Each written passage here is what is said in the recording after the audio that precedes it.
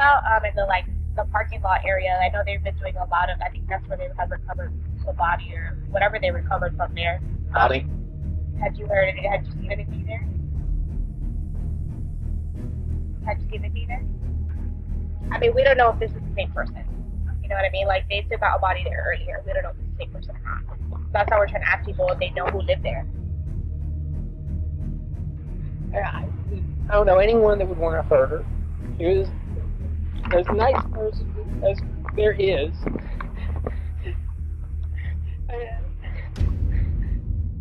It was the month of June 2011, and the clock was ticking for Lauren Giddings, a determined law student on the verge of completing her long-awaited journey to become a defense lawyer. But just as she was about to take her bar exam, she vanished into thin air, leaving friends and family puzzled. As authorities launched a search, they stumbled upon a clue that would send chills down the spine of everyone involved. The revelation was so shocking and surreal that it defied all logic and left everyone struggling to make sense of it. Brace yourself for one of the most spine-tingling twists that will keep you on the edge of your seat and make you question everything you thought you knew about human nature. Hi, and welcome to Real Crime Storytime, where we cover solved, unsolved, and mysterious cases from across the globe. And today, we are looking at another case with the most insane twist you have ever heard. We are looking at the story of a brilliant friend, daughter, and student who, one day, disappeared without a trace. If you haven't already, please consider liking and subscribing to the channel to get the latest crime stories directly to your inbox. Without further ado, let's dive into the story. Macon is a city located in central Georgia in the United States. It has a population of approximately 157,000 people. The city is known for its rich history, beautiful architecture, and vibrant music scene. Macon is often referred to as the heart of Georgia due to its central location in the state. One of the most notable features of Macon is its stunning architecture. The city has over 6,000 historic buildings, many of which date back to the antebellum period. The Hay House, the city's most famous building, features mid-1800s style architecture. Macon also has several other historic homes and buildings that are open for tours. Music lovers will also find plenty to enjoy in Macon. The city has a rich musical heritage, and several famous musicians got their start in Macon. The famous Allman Brothers Band was formed in Macon. Finally, Macon is a great place to enjoy the outdoors. The city has several parks and nature trails, including the Ocmulgee National Monument. This park features prehistoric Native American mounds, a museum, and several hiking trails. Lake Tobusovki, located just outside of Macon, is a popular spot for boating, fishing, and swimming. With its rich history, beautiful architecture, and vibrant culture, Macon is a great place to visit or call home. But this feeling of home was soon going to be hampered by a deeply personal and horrific crime that shook the city in 2011. Who was Lauren Giddings? Lauren Giddings was born on April 18, 1984. She was affectionately called Pumpkin by her grandpa and Laurie to most others. She grew up in the charming state of Maryland. She had two younger sisters, Caitlin and Sarah. With their strong religious beliefs, Lauren's parents, Karen and William Giddings, sent their daughters to St. Mary of the Mills, a Catholic school in Laurel, Maryland, from kindergarten to 8th grade, and Lauren later attended Columbia's Atholton High School. She graduated from her high school in 2002. Hailing from a family of small business owners who ran Giddings Hauling and Trash Removal, Lauren admired her parents' hard work, but had different aspirations for her own future. In pursuit of her dreams, she went on to attend Agnes Scott College, a women's liberal arts school located near Atlanta, Georgia. Lauren graduated in 2006, majoring in political science, and stayed in the area. landing a job at the National Center for Public Policy Research, a conservative think tank. Following that, she secured an internship at the Atlanta office of King & Spalding, a prestigious national law firm where she thrived. For Lauren, the sky was the limit. She talked about being a Supreme Court judge or even the first female president. She believed she was going to do it all. To achieve these goals, she enrolled at Mercer University's School of Law in August 2008. Mercer University was located in Macon, Georgia. It's about 80 miles south of Atlanta. Lauren excelled in her classes at Mercer University and lived in Barrister's Hall, a two-story apartment building located just across the street from the Walter F. George School of Law. Her top-floor apartment costs only $575 a month. Lauren joked with her mother that it looked like she was staying at a hotel, with some even mistaking it for La Quinta. Lauren loved her safe and well-located apartment in the Coleman Hill neighborhood while studying at Mercer University. Her neighbor was a fellow law student named Stephen McDaniels, who was shy, but Lauren was always friendly towards him. They often chatted on the shared balcony, and Lauren encouraged him to loosen up. Stephen and Lauren both moved into the same apartment complex during their first week at Mercer University's law school. While Stephen was introverted, he shared Lauren's conservative values and joined Mercer's chapter of the Federalist Society with her in 2010-2011. In their last year, Lauren served as president, while Stephen was vice president. Despite their opposite personalities, they had a good working relationship and were friends. Although Stephen was reserved and shy, Lauren always saw the good in him and considered him a good person.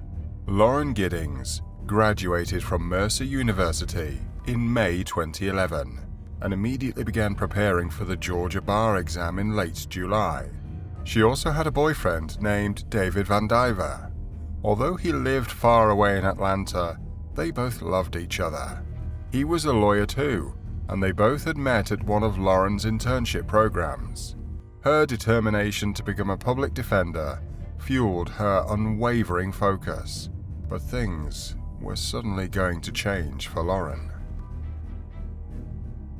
On Friday, June 24, 2011, Lauren and her friends decided to take a break from studying for the bar and went out for a night on the town.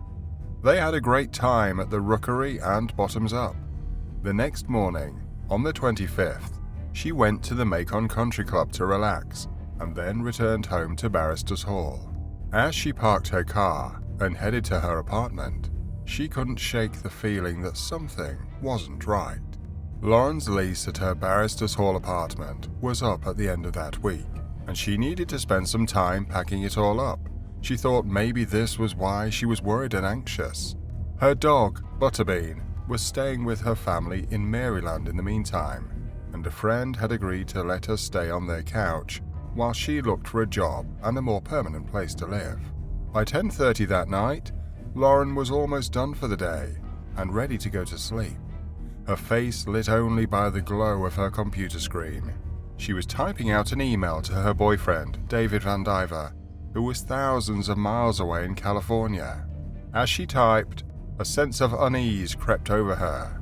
She mentioned in passing that she thought someone might have broken into her apartment recently, but didn't provide any details. The silence in the apartment was only broken by the sound of her fingers tapping on the keyboard and the occasional creak of the building settling. Lauren brushed off the strange feeling she caught while typing the email. Little did she know that would be the last communication anyone would ever receive from her. After this, days went by without any word from Lauren, causing her childhood friend Katie to become increasingly worried. They may not have spoken every day, but it was out of character for Lauren to disappear without a trace. It was June 29, 2011, and when Katie's attempts to reach out to Lauren failed, she grew even more anxious. Lauren's phone was switched off, and her calls went straight to voicemail, adding to her ominous feeling that something was seriously wrong. Katie's desperate text to Lauren's sister yielded no answers, leaving everyone to wonder, where was Lauren Teresa Giddings? A feeling of dread settled over Lauren's loved ones as they frantically attempted to contact her, but to no avail. It was as if she had vanished into thin air. As the night of June 29th dragged on, Lauren's family and closest friends couldn't shake the growing sense that something was terribly amiss. They knew they had to take action, to reach out for help before it was too late. On June 30, 2011, at approximately 12:52 a.m., Macon police officer David Descoteau was informed by Ashley Morehouse about the disappearance of her friend, Lauren Giddings. The incident occurred at the Barristers Hall apartment complex located at 1058 Georgia Avenue in Macon, Georgia. In response to Lauren's disappearance, the Macon police offered a $12,000 reward for information leading to an arrest in the case, thanks to donations from concerned community members. This was one of the largest amounts of money ever received by police for a crime-solving effort. Laurie, one of Lauren's childhood friends, contacted Macon police to report that nobody had been able to reach Lauren, raising concerns for her safety. An officer went to Lauren's residence at Barristers Hall, but found the door locked and no sign of disturbance. Determined to find their missing friend, a group of Lauren's Mercer University friends used her spare key, hidden in a candle jar on her balcony, to enter her apartment. During their search, Stephen McDaniels, who lived on the second floor, also came out of his apartment. He was pretty confused by what had happened. When Lauren's friends asked Stephen if he knew anything about her disappearance, he was as confused and upset as they were. Eager to assist in the search for Lauren, Stephen joined her friends in checking her apartment, but it showed no signs of a struggle or disturbance. However, Lauren's keys, purse, and phone were all found in her room, which was out of character for her to leave behind. Despite their best efforts, Lauren's loved ones were unable to locate any clues to her whereabouts. The police became more involved, recognizing that something was amiss, and expanded their search to gather evidence. They discovered that the security cameras at Barristers Hall were not functional, and the cameras from neighboring areas didn't yield any useful information. A forensic team was brought in to document Lauren's apartment, with hopes of finding useful leads. While the crime lab team was taking photos in her apartment, they noticed a terrible smell coming up from outside. The detectives on the case immediately recognized it. It was the smell of a decaying body. They attempted to follow the smell and continued the search of the complex. And on June 30th, 5 days after she was last heard from, they made a horrific discovery. Just below the balcony, inside a rollaway, flip-top trash can just outside Lauren's building, a torso was found wrapped in plastic. The head, arms, and legs had all been sawn off. Investigators were later able to confirm with DNA that this was the torso of Lauren Giddings. She had been murdered and brutally dismembered. After finding Lauren's torso in the building, the police knew that they needed to do a more thorough search of the complex and to talk to everyone in the building. In their search, they found a hacksaw hidden in a supply closet with traces of blood on it, blood that was confirmed to be Lauren's. Lauren's big personality drew in many supporters looking to help in any way they could. The commotion drew much attention to the should-be-safe neighborhood, and media crews arrived early in the morning, eventually finding Stephen. Yeah, Lauren was my neighbor. We're just trying to find out where she is at this point. I mean, no one has seen her since Saturday. I mean, the last time anyone heard from her was an email that she sent out, and no one's heard from her since. And did you see her hang out with anyone at the time or anything like that? I mean, no one has seen her since Saturday. I haven't seen anything. I mean, I've always heard noise outside, but it's just people walking by pretty much. And And she just recently graduated from Mercer. Yeah, she and I we were both JD students. We graduated back in May. What kind of person was she? I mean, what did you see? I mean, she's as nice as can be. I mean, very personable, very much a people person. Do you know any enemies she might have had, somebody that might want to hurt her? No, we don't know where she is. I mean, the only thing we can think is that maybe she went out running and someone snatched her. Because we went over. One of her friends had a key. We went inside and tried to see if there was anything amiss, but she had a door jamb that was sitting right by it. So there was no sign that anyone broke in. The door was locked when everyone got here. We just don't know where she is. What about in the parking lot area? I know they've been doing a lot of. I think that's where they have recovered the body or whatever they recovered from there. Body? Had you seen anything there? I mean, we don't know if this is the same person. You know what I mean? Like, they took out a body there earlier. We don't know if it's the same person or not. That's how we're trying to ask people if they know who lived there. Are you okay, sir? This was an interview that Michael Casada did with Stephen just after the body was found. Did you notice how Stephen was taken aback when he came to know that his dear friend was most probably dead? Nobody could have imagined this fate for their college mate, especially when they lived in the same apartment and saw each other almost every day. Stephen, an introvert who did not talk to many people, was close to Lauren, and Lauren was determined to bring Stephen's personality out with her bubbly nature. Stephen loved this about Lauren, but now she was no more. No one had seen her since Saturday because we all just, there's not a whole lot of interaction unless we're doing classes. Right. And she was doing the online version of it. You all studied together, though? We were in, there's two different people there's two companies that provide it. So I hardly ever saw her. I would see her go out running, but What time would you go out running? I don't even know when. At night or morning? I saw her midday a couple weeks ago. That was the last time I saw her, was coming back from the bar prep on the main campus because we got moved over there for a week or two. But she normally would run. That was the routine that she had. She ran all the time. She had a group that she would go running with. I don't know anyone that would want to hurt her. She was as nice person as there is.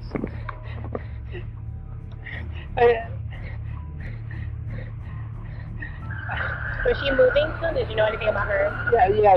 She was going to be moving out today. She was supposed to move out today because someone else was going to be moving into her apartment, the new law student. Do you know if she was where is she from? Is she from Maryland? Yeah, she's from up in Maryland. Can I just put this on you so we can hear you? Is that alright? Okay. I'm so sorry. And you can just hold on here. Thank you. Yeah, she's from Maryland. Yeah, she was from up in Maryland. All her family was there, as far as I know. She. What's going on in your mind right now? What are you thinking? Why would anyone do this? Did you hear anything? No. I heard something. Maybe I could have helped. Okay, don't worry. Do you want to sit down for a second? You have something to drink? Do you know if a bunch of her friends are getting together or anything? That's how I found out that she was missing. A bunch of her friends came over yesterday night around midnight, and they hadn't seen her since Saturday, so they were trying to find out where she was. So they were knocking on neighbors' doors and stuff? No, they went in, they had a key to her apartment, and they checked around, didn't see anything out of place. It was locked when everyone got there. That was midnight? Yeah, around midnight, and then we we went over to law school to see if maybe she was over in the library studying or something. And we looked up in the study rooms on the 3rd floor, and there was no one there. And we came back, we looked around, and just tried to find anything to figure out where she was. She doesn't have any family in Georgia? I don't know. As far as I know, all of her family is in Maryland. Have you met her family before? There was one time that I met them. They came down first year. She had a little dog, a little brown dog, that she would exercise out in front of the law school, and it got hit as she was coming across the road. I heard the car hit it and ran out, and she was there crying, and thankfully there was someone who came along who knew a vet or something, and they helped that, and her family came down I think a couple weeks after that or something. I met them just briefly. Right. Your boyfriend? We've been trying to figure out. She has a boyfriend up in Atlanta, but someone called him, and he hadn't heard from her.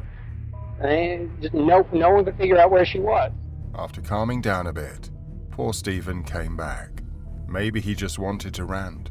Maybe he just wanted to remember his friend. Where was he with her? You said that somebody seen her on Saturday? Yeah, she went over to a couple friends' house, Gary Mueller and Joe Cairns. They live over on Walnut, and they said that she was over there in the morning, and then that was the last time that anyone we've been able to find out from had seen her. She hadn't mentioned what she was going to do that day or anything? Joe, he got onto her computer last night to see if she had said anything.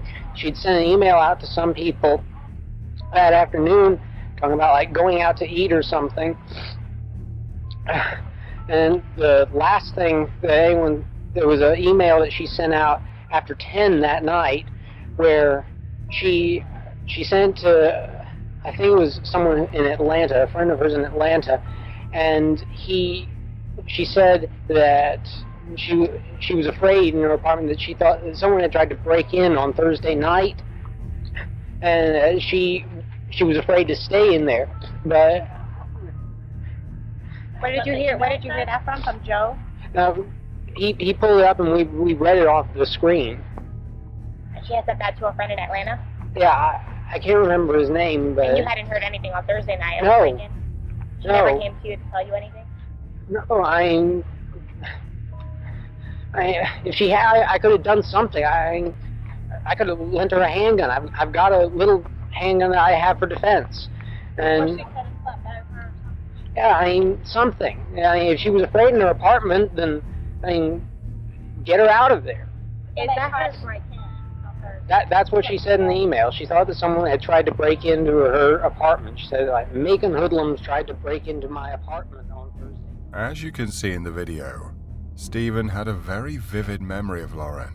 He had known her for a long time, and the news of her loss almost made his brain go fuzzy. You can almost tell from the video that Stephen's thoughts were not in his control. He was losing his chain of thought. He just wanted to speak to someone about Lauren. But since he knew so much about Lauren, the police, while doing their preliminary research, started searching everyone's apartment for clues. They also noticed that Stephen had a handgun that he mentioned in the interview. Now, why would a guy like Stephen, who seldom came out of his house, require a handgun? Maybe there was some kind of crime in the area, and that's why Stephen carried a handgun, to protect himself. Even Lauren had mentioned that someone had broken into her apartment. Did someone break into Stephen's apartment too? Was Stephen too scared to tell the police that information? Surely a guy like Stephen didn't seem aggressive or cunning at all. In fact, he seemed pretty much the opposite of it. An introvert like Stephen could also be blackmailed pretty easily. Most of the time he was inside his room, busy with his coursework or his bar exam prep. Police knew that someone in the building knew more about what happened to Lauren Giddings than they were letting on. They hoped that Stephen McDaniel could help shed some light on what happened to this promising young law student. So they first conducted a regular search in Stephen's apartment, because he lived closest to Lauren's apartment. Their balconies were connected, so anyone who wanted to enter Lauren's apartment could have climbed in from Stephen's balcony, and since Stephen's curtains were always closed, he might not have noticed someone climbing onto his balcony. The police could even find fingerprints. The police had done a search before too, but that was just a look around, as they did not have a warrant. Stephen was now confronted by Officer Patterson, who requested that he sign a form giving Macon Police Crime Lab officers permission to search his apartment. Stephen did not respond and did not sign anything. Maybe he was still too surprised by the death of his friend. On July 1st, 2011, as the police zeroed in on possible leads, they contacted McDaniels and others and asked if they could search their apartments, while also interviewing them. All this time, Stephen, especially, remained inside the mobile command center, a van that the police used to communicate with different police stations. It was parked near Lauren's apartment. Police Officer David Patterson went to Judge Edgar W. Ennis's home to get a signature on the warrant to search people's apartments. By this time, Stephen had been taken into the Bureau's office with Officer Carl Fletcher. Fletcher was going to interview Stephen while Patterson was out. This was the fourth time the police were interviewing Stephen. Lauren's father had also arrived, and the police were also interviewing Lauren's other friends. They had nothing concrete as of yet. As Officer Patterson returned, he got to know a very strange thing. Stephen was willing to talk after a little pressure from Fletcher. In a shocking turn of events, Stephen jarringly confessed something mischievous to the authorities. He said that he'd not only burglarized 2 apartments of his fellow tenants by entering them at night, but also, shockingly, stole condoms from them. All this, he said, happened between December 26, 2008 and January 31, 2009. But why would someone like Stephen do that? And was this supposed to mean that Stephen was hiding something? But again, this had happened nearly 2 years ago, so maybe Stephen was in a very bad mental state at that time. And he just stole condoms, nothing else. It was still a bizarre confession. However, Stephen was still brought in for custody and was rigorously questioned. You came down earlier tonight, me and you talked, all right? You don't have any weapons on you, do you? No. That's just you are. What's wrong? You know I'm Detective Patterson, right? Yes. Do you remember? Put your hands up here. You remember us talking Yes. earlier tonight? Right? Yes. You remember me earlier in the day? Yes. When we came down here and talked a little bit and then we left? Yes. Okay. I need to know about this girl right here. You know her? Yeah. Who is that? Lauren Giddings. Does she live next door to you? Yes. When's the last time you seen her? 2 or 3 weeks ago. Okay. Was you friends with Lauren? Yes. Look at me and talk to me, son. Okay? Was you friends with her? Yes. Close friends? We were good. I mean, y'all were friends, right? Both of Yeah. y'all are law students. You're studying to be an attorney, right? Yes. What kind of law do you want to go into? Criminal law? Yes. Civil? Is that what you want to do for a living? Yes. Okay. And you've lived next to Lauren for a long time? Yes. Okay. Do you know where she's at tonight? No. No. Have you ever seen her with that dress on? No. You have no idea where she's at? No. Look, just tell me what happened, brother. I don't know. Well, where's she at?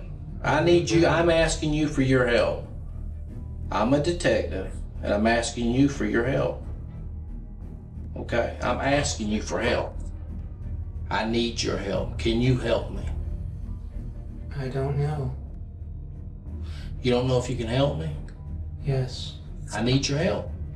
Help me out. Tell me what to do. Has anybody asked you for help today?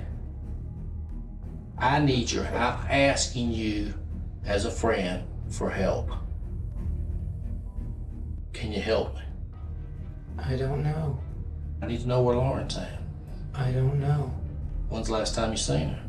2 or 3 weeks ago.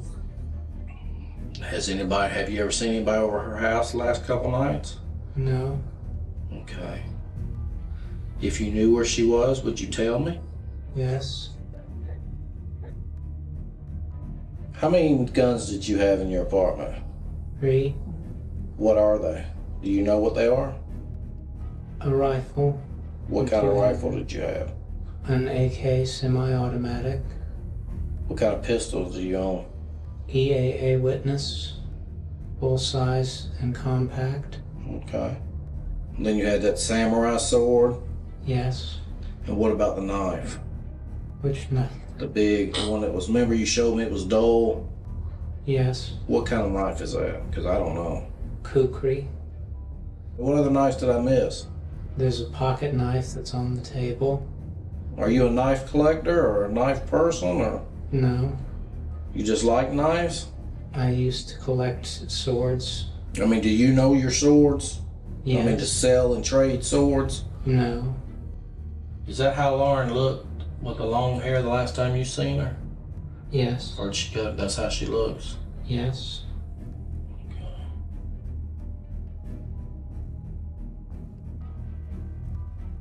What do you think happened to her? I think someone took her.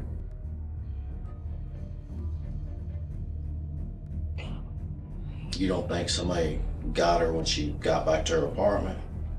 I don't know. Well, you know there was a body found in the trash can next to the apartments. Yes. You do know that. I mean, earlier today, me and you sit here and talk normal. What's going on with you now? Why are you acting like this? I need to know. Why all of a sudden you're acting like this? I don't understand. Okay.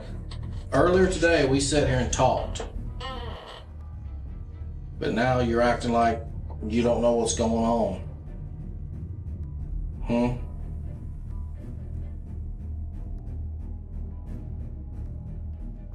And you know why we've been working all day trying to find Lauren, right? Yes. Because her family wants to know where she's at. Yes. And I don't know what to tell her family. So I'm asking you, what do I need to tell her family? I don't know. What do you want me to tell them? I don't know?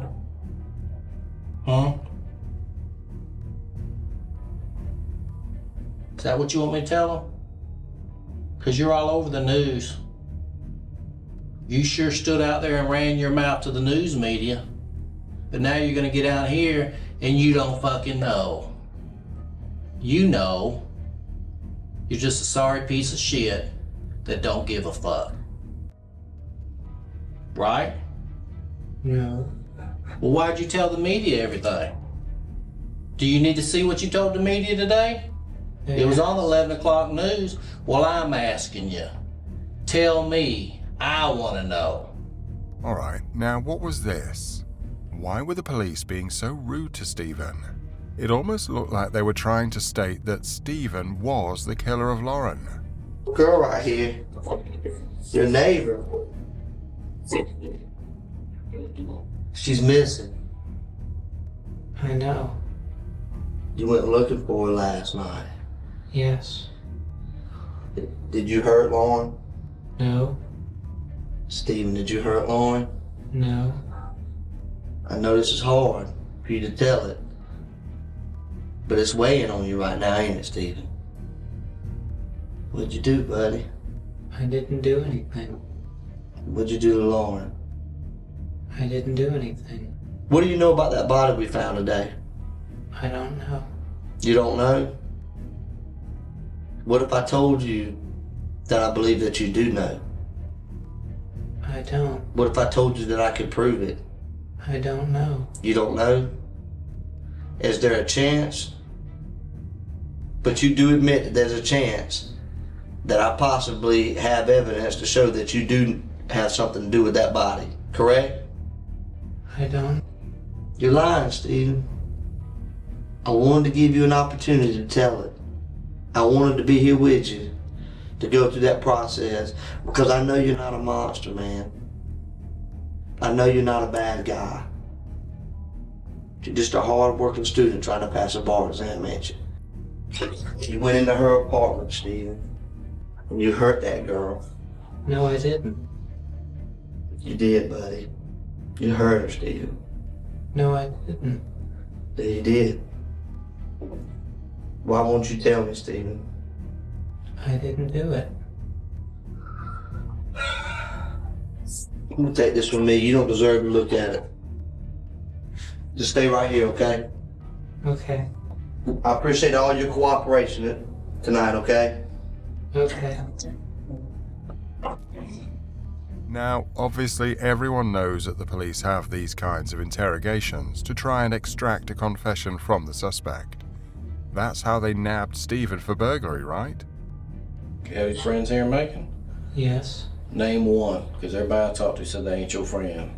Ryan Granger, Cass Lawson, Ashley Morehouse, Carmen Love. That's the same people I talked to today, and they're not your friend. Okay? They're not your friend.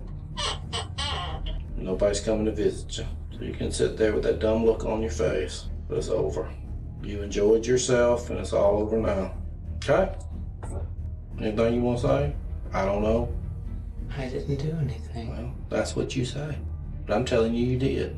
Okay? You're not gonna win. Too much evidence. Too much. I appreciate you talking to me, though. Just hang tight. Look, Glenda will be out here in a minute. I'll usually take her to drive down the interstate. I don't know. Well, hang tight. Okay? Okay. But wait, they were talking about some evidence that had been found and could charge Stephen. Or maybe that was just a farce created by the officers so Stephen would confess to doing something. Apparently not. On that same day, July 1st, 2011, Stephen was charged with 2 counts of burglary and placed in custody when this interrogation happened. By that time, in a startling move, the police carried out numerous search and seizure operations at Barristers Hall, unearthing a plethora of items. Shockingly, during the first search, they stumbled upon 2 keys in Stephen's house, one of them being a master key that provided access to every single unit in the building. But the second key was even more alarming, as it was found to be a perfect fit for Lauren Giddings' door, sending shivers down the spines of everyone involved in the investigation. Why did Stephen have a master key for all the apartments? And why did he have a specific key for Lauren's apartment, even though he had a master key? But now the case began to appear more clear. The police had found Lauren's body, and now the bizarre Stephen McDaniels showed clear signs of possibly being a potential suspect. And this evidence proved that Stephen wasn't just a potential suspect, he might just have been involved in Lauren's death. First, the burglary incident, and now the keys.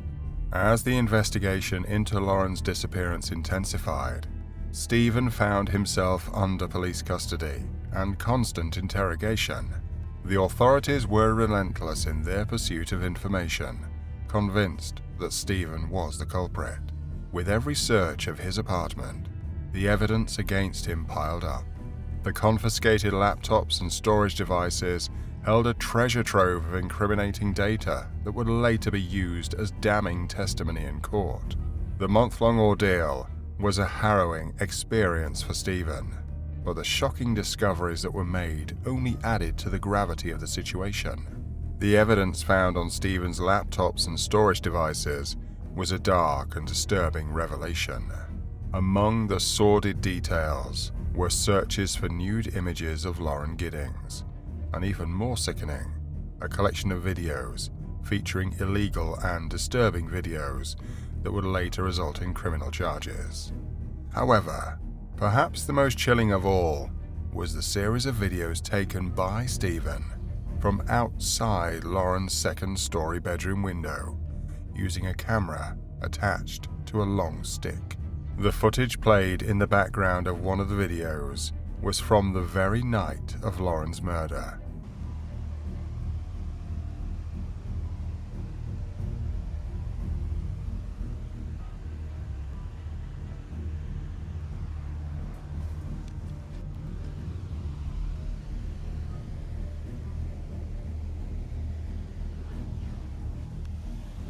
Only hours before the estimated time of her death. As the investigation delved deeper, detectives unearthed a blood-stained pair of panties that belonged to Lauren, as well as the packaging for a newly purchased hacksaw hidden away behind Stephen's bathroom vanity. The sheer horror and depravity of the evidence found painted a gruesome picture of Stephen's monstrous actions, sending shockwaves through the community. The packaging found in his apartment linked the tool directly to him, leaving no room for doubt. It was the hacksaw used to dismember Lauren. That was the last piece of evidence that the police needed to charge Stephen with the horrific murder of Lauren Giddings. On August 4, 2011, Stephen McDaniels was charged with the first-degree murder of Lauren Giddings, cementing his place as a monster in the eyes of the law. Yet, even with all this evidence, the search for Lauren's remains continued. The fact that her head, arms, and legs were never found only added to the terror and mystery surrounding the case, leaving the community shaken to its core. The brutality of the crime and the callousness of the perpetrator left a lasting scar on all those involved in the investigation. So who was Stephen McDaniels? Stephen Mark McDaniels, born in the Atlantic suburban perimeter of Littleburn on September 20th, 1985, had an upbringing that was anything but ordinary. Stephen's mother was a substance addict. 4 out of her 6 children were adopted by her parents, Glenda and Mark. Glenda and Mark were humble churchgoers who, despite being grandparents to Stephen and his 3 siblings, acted as their parents. Stephen himself was always a little out there, with a blind curiosity that led him to stick a key in the electrical socket more than once. As a child, Stephen was heavily involved in church mission work, performing in church musicals and traveling the state to help fix up places of worship. However, as he grew older, he became more of an academic, taking physical education in the summer so he could focus on electives like Latin and music during the regular school year. He also had a strong love of samurai films, which he shared with his father, and was obsessed with Lord of the Rings, Star Wars, history, and science fiction books. At Mercer University, where he received a presidential scholarship to study business with a minor in liberal arts, Stephen's oddness became more apparent. He was a loner who preferred to spend his time inside, locked behind his doors, where he felt at home with his PlayStation, online forums, and books.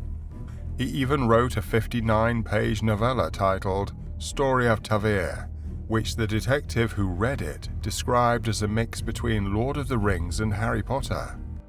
Stephen's social skills were lacking, and he had very few friends. He was grossly unhygienic and socially awkward, with a twisted sense of reality that included talking about doomsday prepping and how to commit the perfect murder. He regularly posted on forums under a variety of avatars and engaged in controversial and strange email battles with the entire student body on his extremist political views. Despite his quirks, Stephen was accepted into the Mercer Law Program and became the vice president of the Federalist Society, alongside fellow law student and neighbor Lauren Giddings. However, it was clear that Stephen was anything but a typical law student, with his dreaming personality, competitive nature, and a plan of what lies ahead that he admitted did not make him an overly optimistic person. After spending years in jail as attorneys prepared his defense, Stephen agreed to a plea deal 1 week before his trial in 2014. In exchange for removing charges of burglary and 30 counts of other crimes unrelated to the murder of Lauren, Stephen admitted to her murder in an allocation document. This deal also eliminated the possibility of a death sentence for him. Stephen's signed document described the events of the night he killed Lauren Giddings, finally taking responsibility for the crime, and this was Stephen's account of what had actually happened that day. It was the early hours of June 26, 2011. Stephen, wearing a mask and gloves, entered Lauren's apartment through their shared balcony using his master key. Lauren was fast asleep in her bed, completely unaware of the danger lurking in the shadows. But as Stephen crept closer to her, a floorboard creaked, alerting Lauren to the presence of an intruder. With a calmness that belied the terror she must have felt, Lauren told him to get the hell out. But Stephen didn't heed her warning. Instead, he pounced on her, grabbing her by the throat and began squeezing the life out of her. For many long minutes, Lauren fought back against Stephen's deadly grip, struggling to break free from his hold. They tumbled from the bed to the floor, but Stephen refused to let go. With her legs trapped under the bed, Lauren could do little to defend herself against his brutal attack. Desperate for help, Lauren managed to pull off Stephen's mask and begged him to stop, but it was too late. Stephen continued his merciless assault until Lauren lay lifeless before him. He then, calmly, moved her body to the bathtub as if it were just another chore. Days later, Stephen returned to Lauren's apartment, armed with a hacksaw. He dismembered her body, piece by piece, and stuffed her remains into black trash bags. With the precision of a seasoned killer, he deposited the bags into the dumpster on the law school's campus, trusting that they would be taken away to various landfills around the city, never to be seen again. But fate had other plans. As the garbage truck pulled up to the dumpster, 2 police cars blocked its path, making it impossible for the bags to be taken away. And so, at least some of Lauren's remains were discovered, allowing her family to finally lay her to rest. The chilling details of Lauren's murder and Stephen's cold and calculated actions will forever haunt those who remember this heinous crime. The rest of Lauren's body was never found. In his plea, Stephen wrote that he did not sexually accost Lauren at all. He wrote that he knew what he did was very wrong, saying that Lauren was his best friend. He wrote that he was extremely sorry and that he didn't expect her family or her friends to ever forgive him for what he did. Despite his remorse, Lauren's family cannot understand why someone who claimed to have cared for Lauren could have done this to her. Some speculate that Stephen killed her precisely because Lauren was someone who was the nicest to him, thinking that in his mind there was some twisted love affair between them. Because, while interviewing Lauren's friends, the police also found out that Stephen had proposed to Lauren, a romantic proposal that Lauren rejected, but tried to stay friends with Stephen nevertheless. Others speculate that it was because Lauren was getting ready to leave that Stephen snapped. He couldn't let her go. Stephen McDaniels, after signing his plea deal, was sentenced to life in prison. He will be eligible for parole in 2041, but it seems very unlikely that he will ever be released. Lauren's family was left with the unbearable pain of never being able to lay their beloved daughter to rest fully.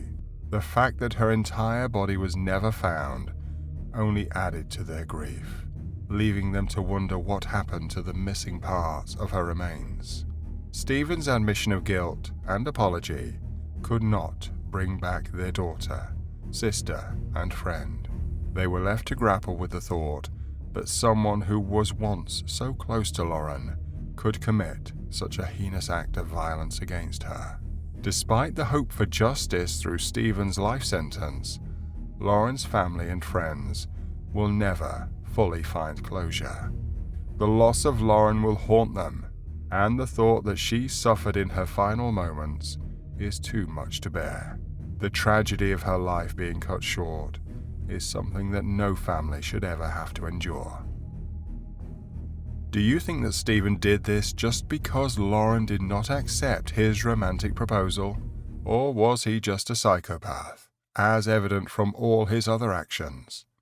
Let us know your thoughts in the comment section, and do not forget to like, share, and subscribe to our channel for more gripping true crime stories.